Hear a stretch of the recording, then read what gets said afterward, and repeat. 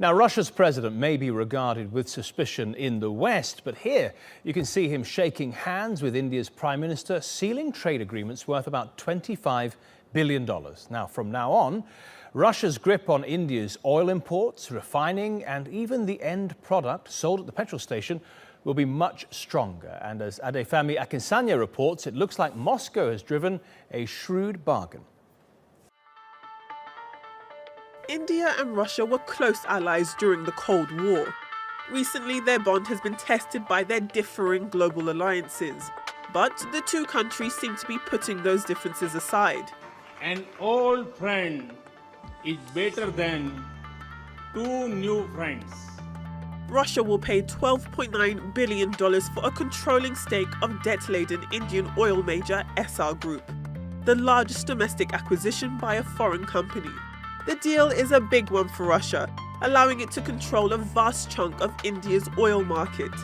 A thorn in the side for Middle Eastern producers Saudi and Iran, who are both vying for the business. This is not just an effort on the part of Russia to gain access to a key market in itself, but also the wider region and also the capability to use the alliance with India to forge expanding alliances elsewhere in Asia. Russia needs to supply oil as much as India needs energy and arms. Military equipment worth almost $11 billion from Moscow will go a long way to strengthening India's arsenal and economy. This includes 200 helicopters and S-400 anti-aircraft missile systems. Russia is not only supplying military equipment and ordnance, but is also opening joint production of the most modern military equipment. The deals are aimed at boosting India's energy security while giving Russia access to the second fastest growing oil consumer. But it appears that Russia has walked away from the table in a far stronger position. Adefemi Akinsanya, TRT World. Well, let's look at this story more closely now with our editor-at-large, Craig Kapitas. He joins us from Paris. You know, Craig, when you take a cursory look over at Russia, you think they're on the brink of recession, they're running out of money and so on, especially because of the low energy prices. Where are they getting all the money from to make deals of this size? Well, Russia has always been on the brink of recession since the country was founded. Where are they getting all this money? Well, that's a real good question, Matthew, because remember the sanctions that were supposed to dry up the Russian economy and bring them to the table and make them friends with the West? Look, the experts say that Russia has about $450 billion in hard currency reserves, and more experts even say they were supposed to go broke by January of this year. Well, they're certainly not going broke. Russia is involved in a global economic expansion to checkmate American and EU power abroad and create their new alliances. That's what's going on here.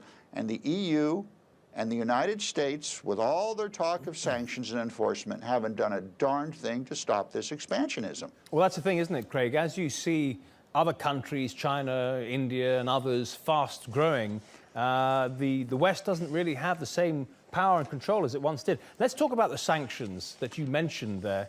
So they're proving essentially ineffectual. What were they designed to do, and what's happening with them? Well, the Russians were not supposed to be able to make any long-term loans in the EU. There was supposed to be no imports of material that could have dual use for civilian and military operations.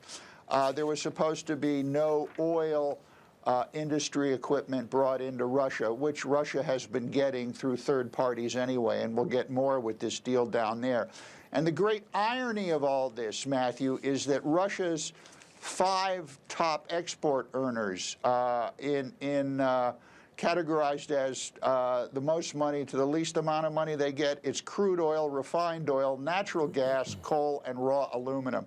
And with the exception of coal, all the technology and know-how to do Arctic drilling, deep water drilling in tough locations, was handed to them on a platter by Western oil companies back in the 90s, only to have those Western oil companies be kicked out of the scene by the Kremlin. That's right.